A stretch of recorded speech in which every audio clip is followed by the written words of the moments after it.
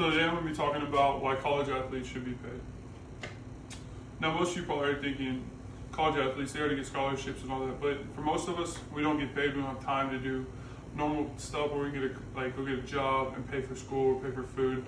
So today I'm going to be talking about that. So for one, this is an example right here.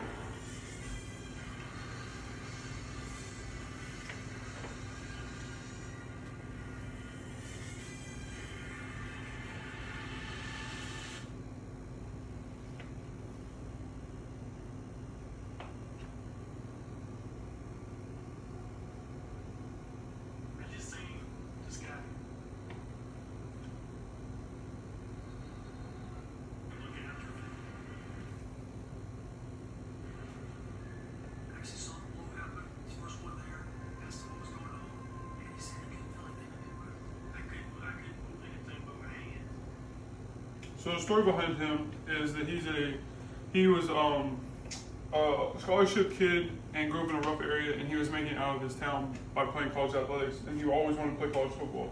Well, first game against Georgia, the kicker they hit and collide when he has the ball, and he becomes paralyzed for the rest of his life. This is just one example of why I think college athletes should be paid more. Sports Illustrated actually did a study over why college athletes should be paid, and they are quoted by saying, the amount of time and effort that goes into college athletics is more than you would think. Over 40 hours, just docked, not even what they have to show up for. And that's just a prime example. Me being a college athlete at 4 different schools, I can tell you surely that this is true. Also, when college athletes, they're always putting their life on the line, going out there, putting a face for the school. They like here at SFA, we are an extension of the school, so we always have to be on our best behavior. We are the school, essentially, is what they tell us. So when college athletes, they're also sacrificing their education because they're having to spend so many hours at the gym doing extra stuff. For example, in the article by by Doyle that I cited, he goes into like more depth and gives examples of how well versed it is and how hard it is to be a college athlete at a Division I school.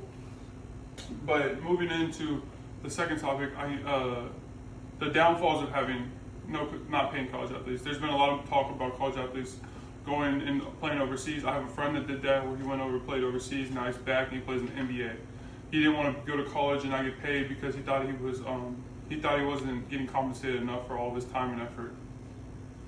So that's also a consequence. We could see a new wave of athletes moving overseas, or honestly just like sitting out because they're not getting paid enough, and schools aren't treating them with the same respect that they treat other students.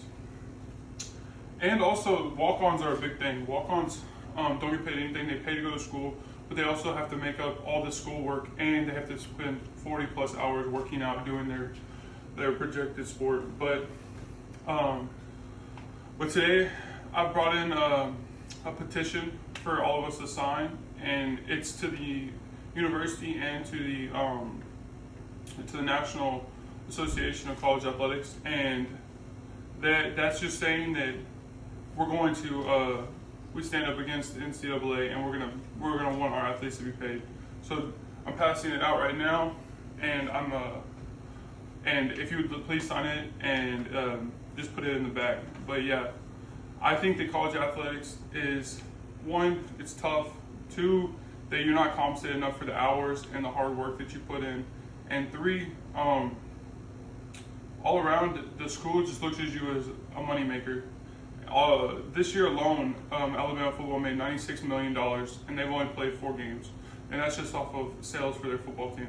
And their football players are getting stipends, which cover rent and food, but they don't have any other time to make any more money. So say their family say like one of their moms die or something, they can't go and support them financially.